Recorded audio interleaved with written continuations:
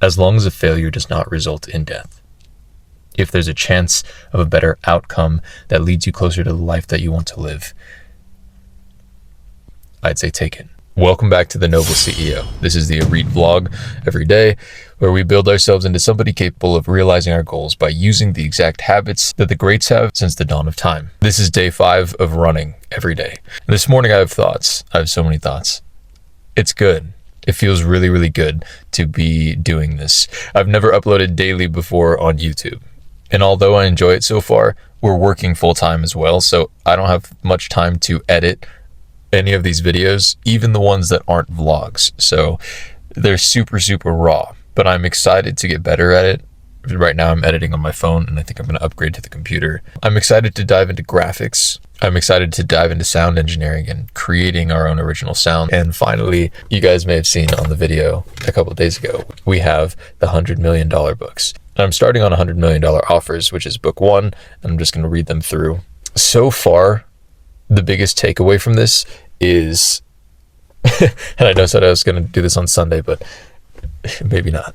$100 million offers. The coolest thing about this book so far is I've only read like the first section. Okay, so check this out. It says guiding principles, there are no rules. Okay, and then there's a quote from Jeff Bezos on the first page, and I'm going to summarize it, but actually I'll just read it to you guys. It says, outsized returns often come from betting against conventional wisdom, and conventional wisdom is usually right. Given a 10% chance of 100 times payoff, you should take that bet every time. But you're still going to be wrong 9 times out of 10. We all know that if you swing for the fences, you're going to strike out a lot, but you're also going to hit some home runs. The difference between baseball and business, however, is that baseball has a truncated outcome of distribution. When you swing, no matter how well you connect with the ball, the most runs you can get is 4. In business, every once in a while when you step up to the plate, you can score 1,000 runs. This long-tailed distribution of returns is why it's important to be bold. Winners pay for so many experiments. Here's the biggest thing that I've been gaining from this, honestly. It's easy. It's way easier than I've had in my head. I don't know if business has been complicated to any of you, but the way that Alex outlined his journey and the way that Jeff Bezos talks about it in that quote, it makes it seem so much less scary. I believe that's reflective of people who live in the world where they take these risks consistently, so they're comfortable in it, versus everybody else in the normal world, they take much fewer risks. And so when they spend money of any kind, or groceries are more expensive or something like that, it's a huge problem. But then Jeff Bezos, one of the richest people in the world, previous CEO and founder of Amazon, and now he's the CEO, I believe, of Blue Origin, which is a rocket company, along with the Washington Post. Like, this man is mega successful. And he says, no, take risks. Yeah, you're going to strike out 9 times out of 10, and you should take that every single time. What? What? Dude, that's the opposite of every advice that I've gotten from every family member for my entire life and most of my friends. They're like, oh, dude, don't do that. Don't spend money on that. That could be a risk. You know, then you just don't have money anymore. And Jeff Bezos, one of the most successful people of all time, said, no, obviously he would take that every single time. Take it every single time. It's yeah, you're going to swing out 9 times out of 10, so do it 10 times. What? And in the first chapter of this book, Alex talks about how he was homeless. He was living in his girlfriend's grandparents' house or parents' house in their spare bedroom. And he had $23,000 and he owed a sales rep $22,000. And there was supposed to be like $100,000 coming in from the bank. But there was a flag for fraud and the bank wouldn't send the money for over 6 months. So with $23,000, owing your salesperson $22,000, and living in Layla's grandparents' spare bedroom, he was like, well, this is life-changing. This is like world-ending. What do I do? I am beyond a failure. And then he transferred the money to his salesperson that he owed the money to, and he had no money. And then apparently all of Layla's friends quit their jobs so that they could sell this thing that Alex wanted to do. It was just a business plan, basically. And Alex apparently had an old business credit card that had a $100,000 limit, right? So there were some steps that he took beforehand, but the fact that he was in a similar situation to all of us, he had no money, and he just happened to have a card that could go $100,000 in debt, but no job, basically. So even if you do go in debt, even if you do spend the money, you can't pay it back. You're just negative money. And he was like, him and Layla just decided to do it. So it's the same as taking out a loan. It's the same as anything else. And Alex decided to spend $3,300 a day flying out to events, paying these people, doing sales things. And in the first month, they made $100,000.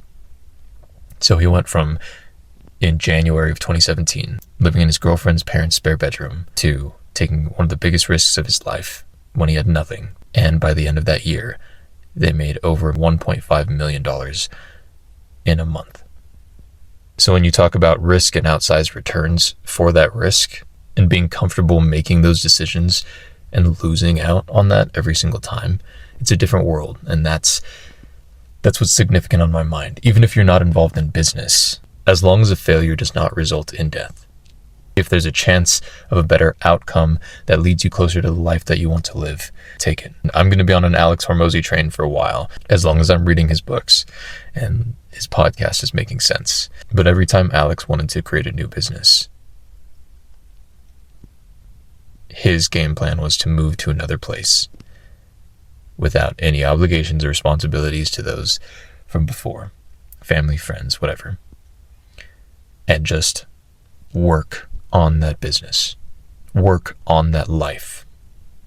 And so if you want to live a life that you're having a hard time dedicating your time, your energy, your habits, your beliefs to, you want to make change in your life, but there are patterns that reinforce the behaviors from before and encourage you to continue them, so you can't resist them or make new ones, I would encourage you to take Alex Hormozi's path and just move to a new place where you can form new habits with new friends and new responsibilities, and do it. And dedicate yourself to something that you care about, like this new life, this new business, whatever it may be. And just like I said in, I believe, day 1, an indication that you're moving toward the life that you want to live, that you're building the life that you want to live, is you will be laying bricks every day. And anybody who's picked up a brick knows that they're relatively light. You can move it, you can set it in the middle of your yard, and eventually you're going to notice that there are bricks in the middle of your yard. Probably quickly. So it's an unavoidable reality change. The moment that you start laying bricks, your reality physically changes. You see the changes. Your life physically changes. So like me, waking up earlier is a change. My life changes. I'm up earlier. I'm tired. Going and running every day.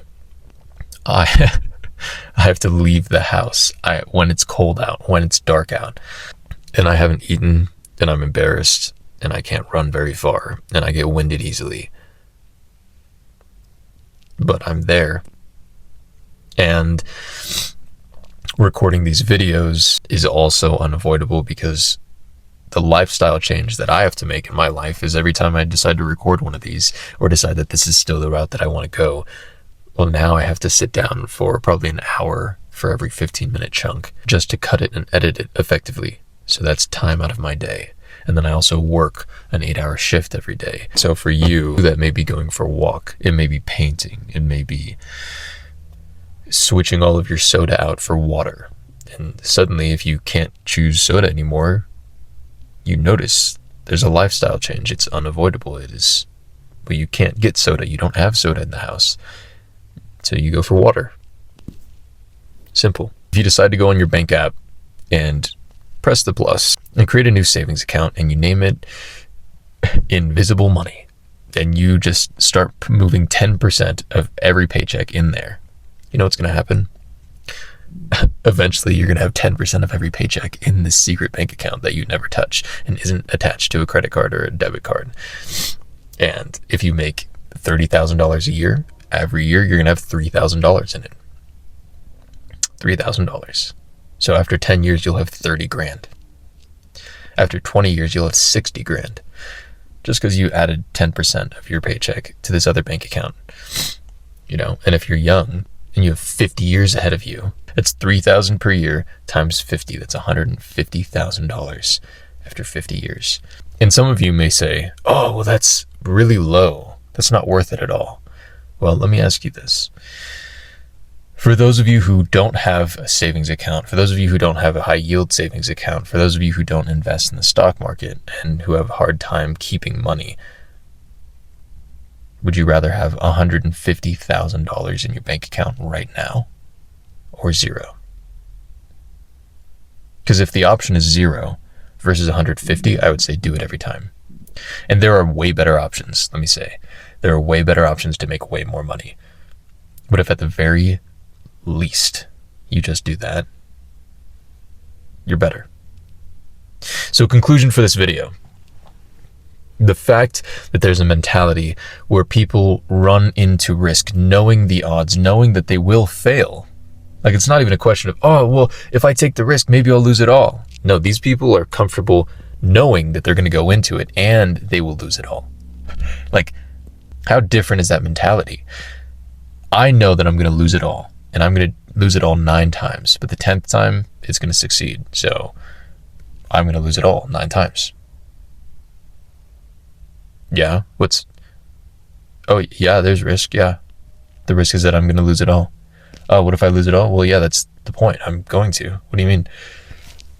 Like,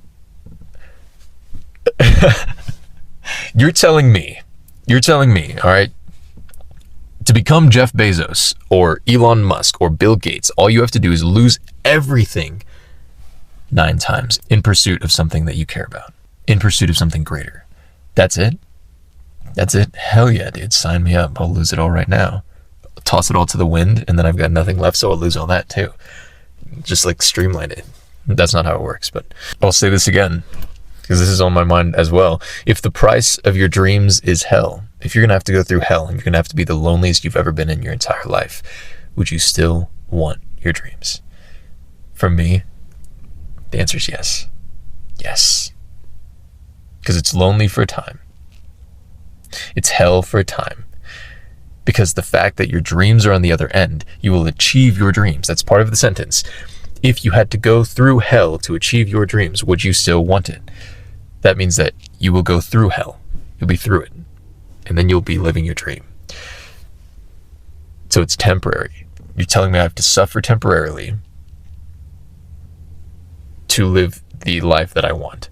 Well, I'm already suffering. I already have to go to work. I already have to pay bills. I already have to do all these things. I would just have to choose a different kind of suffering or suffer more. Suffer times 2. And then your life changes forever because you laid the foundational bricks that change your physical reality and build into the life you want. That's sick. Let's run.